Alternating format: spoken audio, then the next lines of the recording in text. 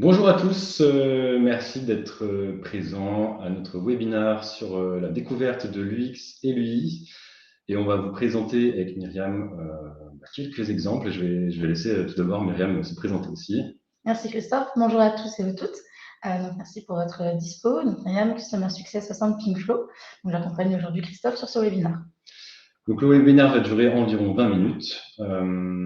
À la fin, vous pourrez poser vos questions, vos réponses, ou même pendant le webinaire via le chat que Myriam va modérer. Et n'hésitez pas d'ailleurs à nous faire un petit retour au niveau du son, à nous dire si vous entendez bien, s'il n'y a pas de problème et si tout va bien à ce niveau-là. Sans plus attendre, on y va. Avec une rapide présentation de Pingflow pour ceux qui éventuellement ne nous connaissent pas. Pingflow, c'est une société, nous sommes basés près de Lille, dans les Hauts-de-France, et nous vous aidons finalement à améliorer la visibilité de votre activité et la performance de vos équipes grâce à ce qu'on appelle le management visuel digital. Et tout ceci, on le fait grâce à une solution qui s'appelle PingView. Donc nous sommes avant tout un éditeur, mais aussi on vous accompagne évidemment sur cette solution pour répondre au mieux à nos différents cas d'usage. Sans plus attendre, donc l'UX et l'UI, donc qu'est-ce que c'est que ces deux lettres que tout le monde évoque de plus en plus sur les réseaux sociaux ou dans le monde du travail? Finalement, on sait pas toujours. Certains d'entre vous ici savent sûrement peut-être, d'autres pas du tout. Et donc, on va justement démystifier un petit peu ce qu'il y a derrière ces deux lettres. Donc, UX, ça va être tout ce qui est relatif à ce qu'on appelle donc user experience, donc l'expérience utilisateur. Et UI, ça va être relatif à user interface, donc vraiment l'interface utilisateur. Ça vous en dit pas plus pour l'instant, mais ça permet déjà de poser un petit peu la définition de ce concept. Et puis comme ça nous vient des pays anglophones, c'est pour ça qu'aujourd'hui on utilise ces deux lettres-là. Mais finalement, c'est ni plus ni moins que tout un travail qui est relatif aux interfaces utilisateurs. Et donc, quand vous utilisez PingView et que vous faites des wallboards, finalement, ça peut être considéré comme des interfaces, parce que vous mettez ça à destination d'utilisateurs. Et l'expérience, c'est justement qu'est-ce qui est une interface, elle est agréable à utiliser. Donc, on va vous expliquer pendant ce webinaire quelques petites astuces tout au long de la session. Donc du coup, Christophe, là, si tu pourrais m'aider à améliorer un wallboard que j'ai pu créer et qui pourrait justement être visuellement et plus simple et compréhensible du coup. Mais écoute, avec plaisir, hein, Myriam, merci pour ton wallboard. Ce qu'on va faire, c'est qu'on va, dans un premier temps, parcourir quelques petites notions et puis surtout montrer des exemples à tout le monde. Et puis on reviendra dans quelques minutes sur la fin du webinaire sur ton exemple pour comment on peut l'améliorer. Et d'ailleurs, si vous avez bien suivi, vous pourrez aussi sûrement nous donner des petites suggestions. Sur le côté gauche, vous avez un fil d'Ariane d'ailleurs avec une pastille jaune qui vous montre où on en est. Donc là, voilà, on est sur la quatrième slide, on en a à peu près, on en a 18 en tout. Donc voilà, on va essayer de tenir le timing et n'hésitez pas à participer ou à poser des questions si besoin. Sur la partie donc interface utilisateur, juste pour rappeler un petit peu ce que c'est finalement, donc c'est vraiment le lien qu'il y a entre l'humain et la machine au sens large. Dans le cadre Pingflow, PingView, on va surtout parler de wallboard, mais finalement l'objectif de tout ça, c'est de vraiment faire en sorte qu'on puisse facilement comprendre une présentation, une communication sans avoir à trop se concentrer, sans avoir à lire un manuel utilisateur. Et donc, ça va être tout le travail qui est relatif à l'organisation des éléments graphiques, textuels. On a quelques exemples qui sont en anglais sur la gauche. Hein, voilà, tout ce qui est relatif aux couleurs, à la disposition, au layout. D'ailleurs, le layout, qu'est-ce que c'est du coup, Christophe? Alors, layout, ouais, justement, c'est tout ce qui est relatif à la disposition, tout simplement le terme anglais pour disposition des éléments. Donc, comment je vais disposer mes images, mes textes, mes titres, etc. Et puis, de temps en temps, on va parler d'un terme aussi qui s'appelle l'affordance. Alors, finalement, l'affordance, c'est illustré par la petite image qu'on voit. Elle est toute petite, mais je suis sûr que vous allez réussir à la voir, qui concerne le passage péton, pour expliquer que finalement, un design réussi n'a pas besoin d'être expliqué. Quand vous voyez le passage péton, vous savez que vous devez traverser. On n'a pas eu besoin de vous l'expliquer. Enfin, peut-être quand même au début, mais une fois que vous l'avez compris, finalement, ça s'explique tout seul en fin de compte. Donc ça, c'est toutes les choses qui sont relatives à la partie vraiment UI, interface. Et puis sur la partie expérience utilisateur, qui est peut-être, à mon sens, la plus floue aujourd'hui, la plus complexe, finalement, ça reprend des choses qui existent depuis un bon nombre d'années et qu'on a mis sous la palette UX au sens large. Donc, c'est vraiment toute une démarche quand on va travailler sur l'UX. Aujourd'hui, on va considérer plein de choses. On va considérer le contenu, l'architecture. On va considérer aussi l'UI qu'on a vu juste avant.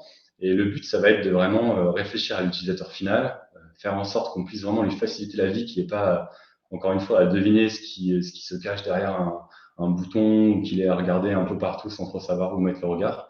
Et donc, ça va passer par un travail d'architecture de l'information. Quelles sont les catégories que vous mettez dans vos wallboards, les thématiques, quelles sont celles qui sont les plus importantes et qu'on va mettre en avant. Et puis, quel est vraiment l'utilisateur final du wallboard? Est-ce que finalement, il a vraiment envie de voir ce graphique tout de suite ou au contraire pas du tout? Donc là, ça va être plus des choses par rapport à de la recherche utilisateur, des scénarios et du prototypage. Et donc concrètement, comment est-ce qu'on va appliquer ça dans nos wallboards? Alors dans le wallboard, justement, il y a plusieurs cas. Donc certains d'entre vous, ça va plutôt être des wallboards, on va dire, de communication qui sont pas forcément tactiles ou interactifs. Alors que c'est vrai que là, l'UX va être un petit peu plus limité. On va être plutôt sur la partie UI. Et au contraire, on a de plus en plus de clients dans tous les secteurs qui font désormais vraiment des interfaces à destination d'opérateurs en industrie ou même à destination de personnes dans des services d'entreprise. Et donc là, ça va être très, très important de vraiment réfléchir à toute cette expérience et au cas d'usage, quel est le cas d'usage auquel on répond pour venir faire en sorte que le wallboard soit réussi. D'accord. On retrouve du coup les deux parties qu'on vient d'aborder sous forme d'un schéma un peu plus complet qui balaye un petit peu donc, toutes ces notions théoriques. Maintenant, on va passer à la pratique. Il y a des exemples. Je pense que ça va vous intéresser un peu plus quand même, mais c'est important de faire ce rappel au début pour que finalement, ce soit vraiment clair pour tout le monde. Au niveau de la partie UI, donc comme on va le voir juste après, là, on va surtout répondre à des normes techniques, des bonnes pratiques qui existent depuis longtemps, depuis qu'on imprime dans des journaux, et c'est vraiment des règles de lisibilité. Quand vous lisez un livre, il y a des marges blanches sur le côté. On fait même pas attention, mais c'est pour que vous puissiez tourner les pages tranquillement sans écraser le texte. Donc voilà, c'est vraiment des normes qui existent qu'on va pouvoir reprendre dans les wallboards, même si c'est un autre support et que c'est un petit peu nouveau. Et puis sur la partie UX, là, on va faire attention à la sensibilité des utilisateurs finaux et vraiment en cas d'usage pour savoir, notamment par exemple avec les user stories, qu'est-ce qui fait que finalement l'UX est réussi par rapport à ce cas d'usage précis. Et ça, c'est important parce que parfois, on a eu des cas dans le passé de certains clients qui finalement oublient un petit peu quel était le cas d'usage. Et du coup, dans ce cas-là, c'est vrai que finalement, c'est dur de se dire comment je peux designer mon wallboard et qu'est-ce que je fais parce que finalement, je ne sais plus à quoi je réponds comme objectif. Donc l'UX, ça en fait partie, c'est une démarche qui permet de résoudre ce problème-là. Donc les exemples, on va passer dessus assez rapidement, et puis comme ça on pourra revenir sur le wallboard de Myriam aussi pour mettre en pratique tout ça. Il y a plusieurs catégories, donc au niveau de la lisibilité, à chaque fois sur la partie gauche, vous avez une sorte de contre-exemple, et sur la partie droite, vous avez l'exemple qui est, on va dire, un peu mieux réussi, un peu plus recommandé. Au niveau des titres, donc c'est important en termes de lisibilité de bien respecter une hiérarchie visuelle. Hein. Là encore, au lieu d'avoir un titre, un sous-titre, un corps de texte qui vont tous faire la même taille, la même typo, et puis éventuellement juste une diminution de police, on va essayer vraiment de distinguer le titre, le sous-titre, le corps de texte. Et généralement, on a 3 à 4 niveaux, pas plus, qui permettent facilement de savoir où on se situe dans le wallboard. Encore une fois, en termes de lisibilité, on a toutes les choses qui sont liées au contraste. Là, dans la présentation, vous voyez, on a un fond qui est déjà, on va dire, bleu, qui est plutôt sombre. Donc forcément, si on met un texte qui est bleu aussi, comme on le voit à gauche, ça va être beaucoup plus difficile que si on fait ressortir le texte en blanc ou pourquoi pas mettre un fond blanc si on veut quand même garder le texte bleu. Donc ça, c'est des choses qui sont importantes de prendre en compte dès que vous commencez à jouer avec les différentes couleurs. Encore une fois, sur la partie UI, là, ce qui est important, c'est de réfléchir à la disposition. Dans PingView, vous avez une grille qui vous aide à aligner les éléments.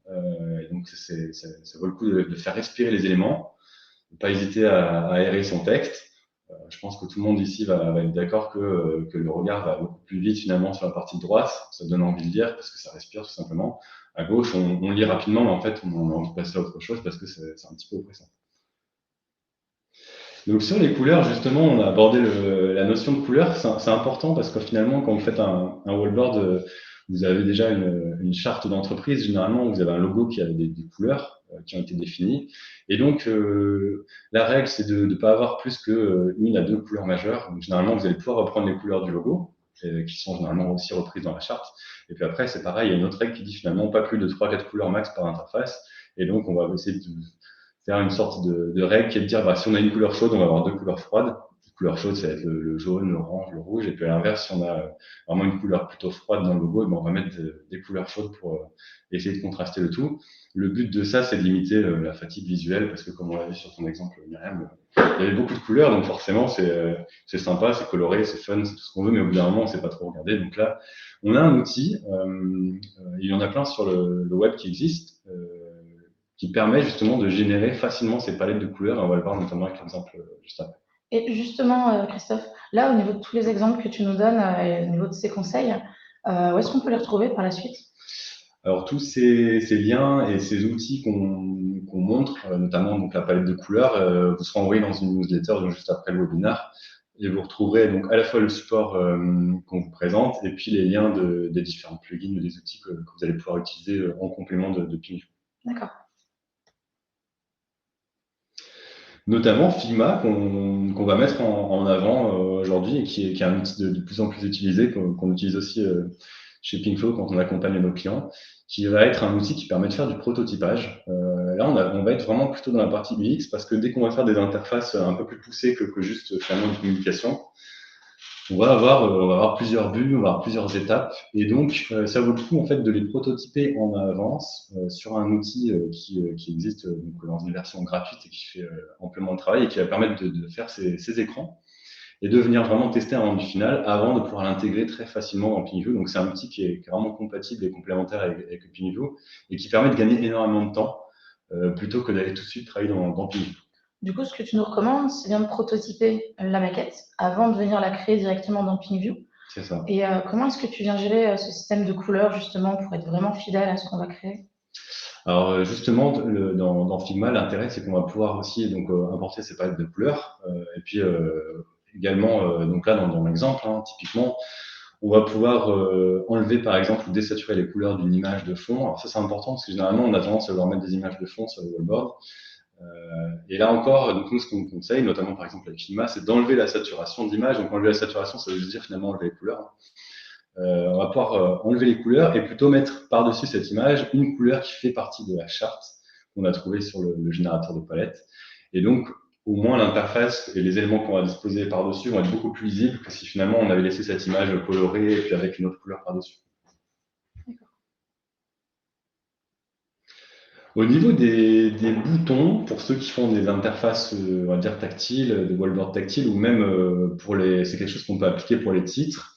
À partir du moment où on met des aplats derrière, il existe des règles, là encore, qui sont de se dire finalement, quand on a un bouton de part et d'autre, on va laisser 30 pixels. Donc, ça peut être entre 25 et 40, c'est pas 30 au sens strict. Mais l'idée là, c'est de voir qu'effectivement, sur la partie gauche, on peut vite avoir tendance finalement à faire des très gros boutons ou des très petits, etc. Et donc, là encore, il faut mieux avoir une règle de se dire on laisse 30 pixels de part et d'autre. Ça encore, on peut venir le faire facilement dans Figma en amont, de venir créer tous ces titres ou tous ces boutons, et puis après les exporter sous forme d'image très facilement dans Pingview. Et donc pareil, là ça va être un gain de temps par la suite, puisque finalement tout sera déjà bien préparé pour l'arrivée dans Pingview. Ok. On arrive bientôt sur la fin, et donc en fait en termes du X, on a aussi quelque chose qui est très important, on l'a compris, c'est de se dire que tout doit être compréhensible, on va dire, le plus rapidement possible.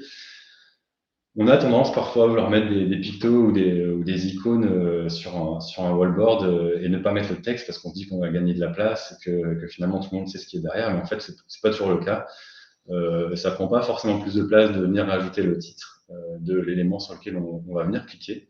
Ça permet d'être sûr que tout le monde puisse rapidement savoir ce qui se passe. C'est vrai que là, par exemple, là, on a une fusée, peut-être qu'au début on sait ce que c'est, et puis en fait au bout de 6-7 mois, quand il y a une nouvelle personne qui arrive, on ne sait plus ce qui se passe derrière. Donc n'hésitez pas à tester la longueur des mots avec les vrais libellés dans Pingview pour vraiment voir si ça tient bien. Et puis parfois, il faut quand même faire des choix. Pour ceux qui utilisent Gmail, Outlook ou tout un tas d'outils, vous avez bien vu forcément que parfois il y a des boutons quand même qui n'ont pas de titre. Alors généralement, c'est volontaire parce que ces boutons-là sont peut-être des actions très secondaires que vous effectuez très très très rarement par rapport à d'autres. Et donc là, on peut se permettre éventuellement de ne pas mettre l'intitulé du bouton. Je pense à un plus pour ajouter un élément ou des choses qui sont très très parlantes. Mais la plupart du temps, et surtout quand on fait des wallboards, il n'y a pas beaucoup de boutons, donc ça vaut vraiment le coup de venir rajouter ce que c'est. Justement, on va faire un petit jeu pour voir si vous êtes encore réveillés, si vous êtes toujours avec nous pendant cette période de digestion. Donc là, on a mis en avant une nouveauté côté Google Spreadsheet. Donc, on voit le menu du spreadsheet, on est dans insertion, mais j'ai fait exprès de cacher les éléments textuels. Est-ce qu'il y en a certains d'entre vous qui sauraient deviner justement ce qu'il y a derrière ces petits pictos? Voilà, je vous laisse quelques secondes s'il y en a qui veulent deviner ou essayer de trouver, me dire s'ils reconnaissent certains icônes ou à quoi ça pourrait leur servir dans un spreadsheet. Donc du coup, on voit bien qu'on a quand même 4 catégories. Là, comme ça, à vue d'œil, il y en a certains qu'on arrive à reconnaître, je pense, pour le lien, en dessous de la somme. Une coche peut-être. Alors, je vois qu'il y a quelqu'un qui est en train de taper sur le chat, donc le carré et la cellule. On va voir juste après si c'est ça. Est-ce qu'il y a d'autres personnes qui veulent le deviner? Je vois que Mélanie est en train de tester aussi, de tenter quelque chose. Ouais. Le dernier commentaire. C'est pas mal. Alors en fait, c'est l'avant-dernier, mais ouais. Donc on va voir la réponse, hein. Le but, c'était justement de faire quelque chose. Enfin, c'est vraiment pas facile de trouver. Quand on a le texte et l'image, il n'y a aucun souci. Donc là, vous voyez finalement, le premier, c'est une cellule, le deuxième, c'est une ligne, le troisième, c'est une colonne, etc. C'est vrai qu'auparavant, il n'y avait pas les icônes. Là, Google a rajouté les icônes, mais parce qu'il y a le texte, donc ils savent que ça a marché. Mais s'il n'y avait que les icônes, on serait tout de suite perdu. Donc, vraiment important de bien spécifier les éléments. Je pense que le tableau croisé dynamique, on aurait mis du temps à le trouver. C'est possible. En tout cas, merci pour ceux qui ont tenté l'expérience. Juste avant de partir en pratique sur PingView, donc en termes du X aussi, on a quelque chose qui se fait assez facilement finalement, si ce n'est qu'il faut réussir à garder une posture neutre, c'est de tout simplement observer une équipe.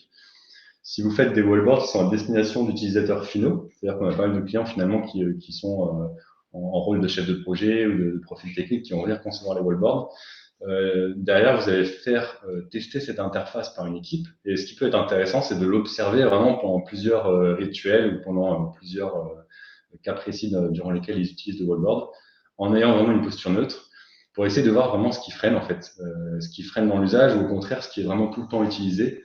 Et ça, c'est des choses finalement assez simples, mais qui vont permettre derrière de faire une analyse pour dire, voilà, on constate que finalement ce graphique-là, on l'ouvre tous les jours. Donc, ça vaut quand même le coup de le mettre peut-être directement sur l'accueil. Au contraire, la partie vide d'équipe, elle prend beaucoup trop de place. On la regarde au début, mais finalement, on la regarde pas tant que ça. Donc, on va vraiment faire quelque chose de plus discret. Donc, voilà, c'est vraiment une observation. Donc là, du coup, avec les différents conseils que tu as pu nous donner, je pense qu'en partant du wallboard que j'ai pu créer, il va y avoir pas mal de choses à améliorer. Effectivement, du coup, on va essayer d'aller se casser un petit peu les dents dans le wallboard de Myriam. Là, je vais cliquer dessus.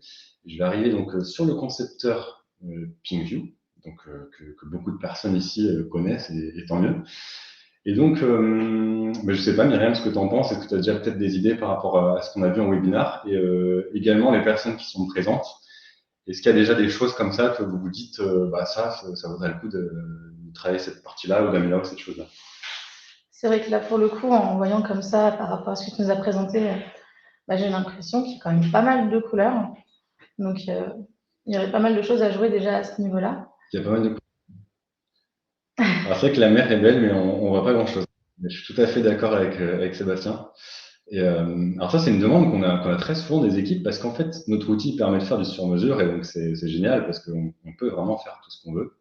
Et donc, on peut vite avoir pendant la prise des besoins, une équipe qui va me dire, bah non, on veut vraiment mettre une île parce que ça va nous changer du boulot au quotidien, etc. C'est sympa, mais c'est vrai que comme tu dis, Myriam, et comme dit Sébastien et Mélanie, ça prend trop finalement, ça met trop de couleurs et du coup, on a du mal à voir vraiment les éléments importants. On a Claire aussi qui nous dit que la vue des KPI n'est pas très claire. Alors, effectivement, c'est pas clair. Alors là, c'est pas clair parce qu'aussi il y a des problèmes au niveau des aliments. On ne sait pas forcément trop regarder. Parce qu'il y a aussi pas mal de couleurs aussi dans ce wallboard. On a le vert de Spotify, on a du noir, on a du bleu, on a du rouge, plus la photo derrière. Donc on va venir travailler sur ça. Et oui, le texte défile trop vite. Je suis content que quelqu'un l'ait dit. Parce que j'étais en train de me dire que finalement, peut-être tout le monde arriverait à bien le lire. C'est vrai que le texte, il défile quand même très vite. Et donc, on le regarde 5 secondes et puis après, on est presque en crise d'épilepsie. Donc, on va pouvoir travailler sur tout ça.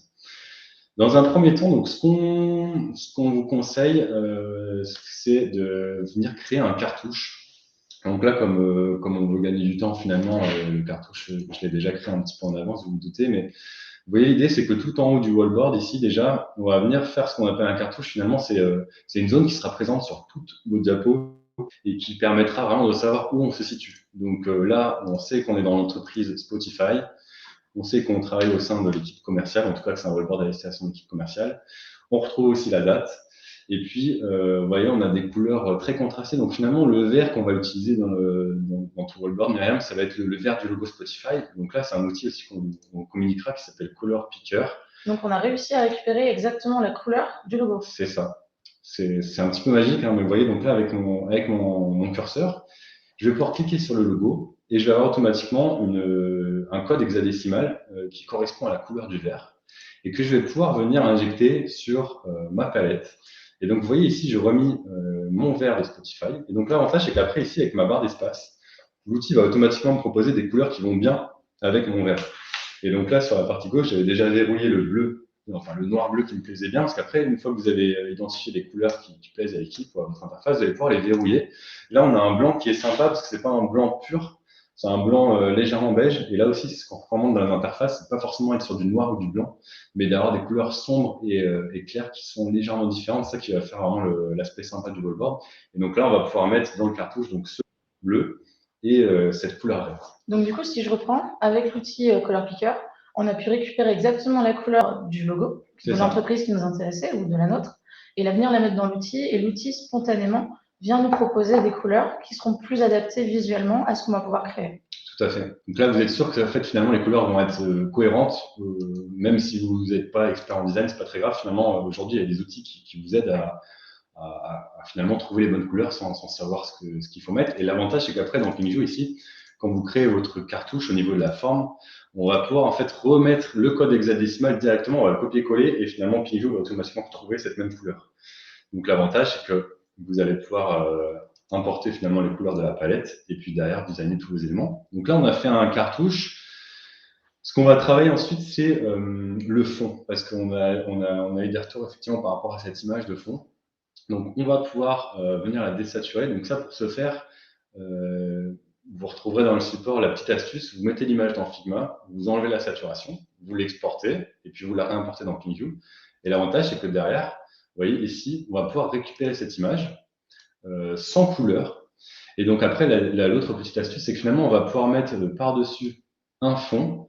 Et vous voyez, ce fond, finalement, je vais aussi lui donner le même bleu foncé, sauf que je vais jouer sur la transparence. Donc là, j'ai mis exprès le curseur tout à droite, du coup, on ne voit plus l'image. Et après, vous allez pouvoir jouer sur la transparence pour qu'on puisse quand même voir l'image. Comme ça, on va dire que tout le monde est content, mais ça ne prend pas non plus toute la place.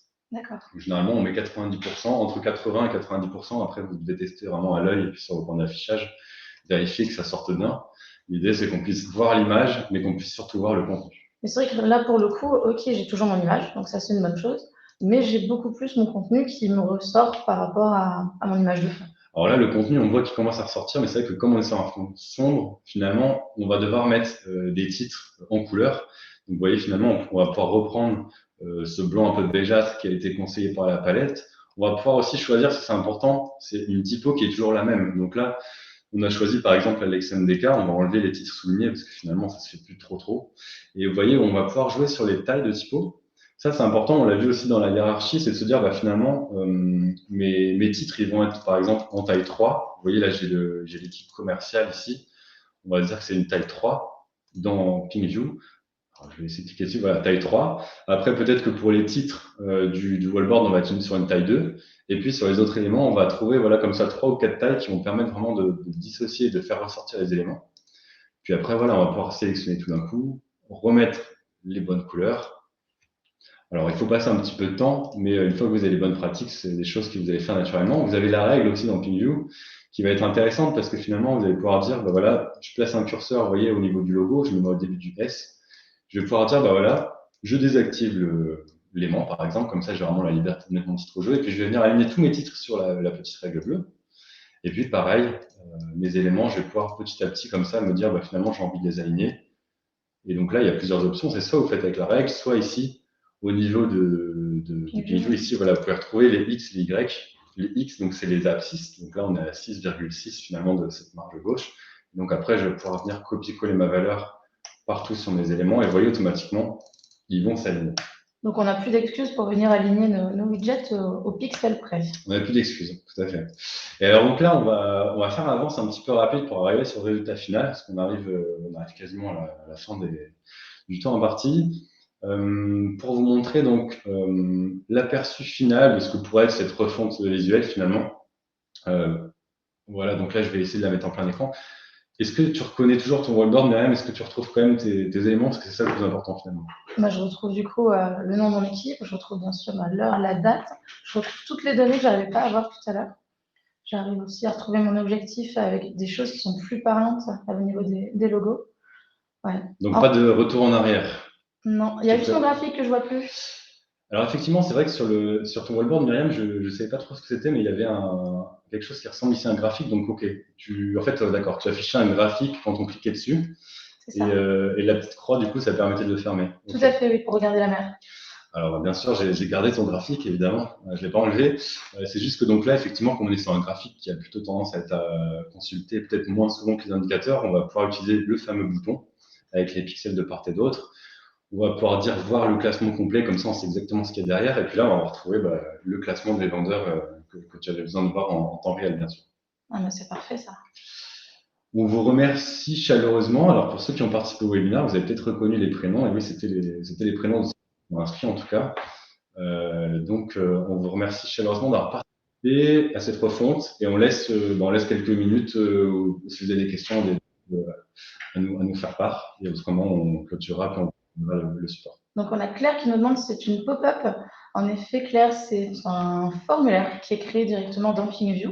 Donc, en cliquant du coup sur un des widgets, on peut faire du coup cette information, un widget graphique ou jauge ou autre formulaire. Donc, du coup, voilà, c'est une fonctionnalité qui fait partie de l'outil et qui permet justement, comme disait Christophe, d'afficher un contenu qui n'a pas qui ne doit pas être affiché en permanence et de pouvoir justement jongler entre la vue qui est affichée en permanence plus des informations plutôt éphémères. C'est ça. Et d'ailleurs, pour la parenthèse formulaire, on voit aussi que l'intérêt de vraiment travailler le contenu, c'est que derrière, vous allez pouvoir utiliser les calques et donc avoir un calque qui va être finalement le calque de fond, un calque avec le contenu. Vous voyez, donc là, j'ai vraiment caché tout le contenu. Un calque avec le cartouche. Et puis après, en fait, quand vous faites des formulaires sur PingView, donc il faut bien que le formulaire il soit aussi dans un calque et qu'il soit au-dessus de tous les autres. Et la petite astuce finalement, c'est que on va mettre tous ces éléments du classement avec le graphique dans un groupe. Et ensuite, ce groupe, on va le masquer par défaut. C'est-à-dire que finalement, ce groupe, on ne veut pas qu'il soit visible. Vous voyez ici, on a coché cette petite case, on l'a décoché plutôt parce qu'on n'a pas envie qu'il soit visible par défaut.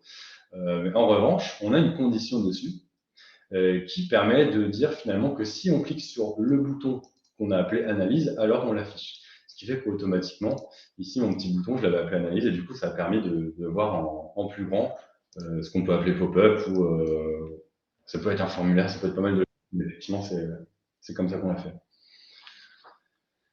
Bon. Bien, merci à ceux qui nous disent merci. Si vous n'avez plus de questions, on va pouvoir... Alors... PingView, ça va créer des interfaces comme Figma. Alors, en fait, vous pouvez créer des interfaces dans Figma ou dans PingView. La différence entre les deux, c'est quoi? C'est que dans PingView, finalement, vous allez venir connecter vos propres données qui sont issues soit de Google, de Microsoft. On a tout un tas de connecteurs qui sont sur le marché qui vous permettent de mettre vos données. Alors que dans Figma, finalement, vous allez pouvoir mettre des données fictives mais qui sont statiques. Là, dans PingView, en fait, on va vraiment pouvoir connecter des données, des web services, des API, des spreadsheets, on va pouvoir les trier. Et ces données, en fait, elles vont être synchronisées en temps réel. Donc, l'avantage, c'est qu'une fois qu'on a travaillé sur une interface et qu'on a des données connectées, derrière, on va pouvoir diffuser ça sur tout l'écran dans l'entreprise. Et donc, c'est surtout ça la grande différence.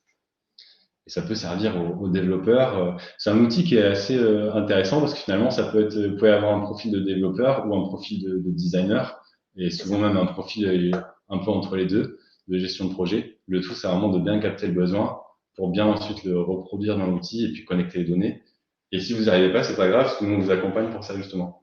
Exactement. On va vraiment s'orienter sur du no-code et venir ajouter des contenus en drag and drop sur l'écran, donc pas forcément besoin de savoir développer pour venir s'amuser dans l'outil. C'est ça.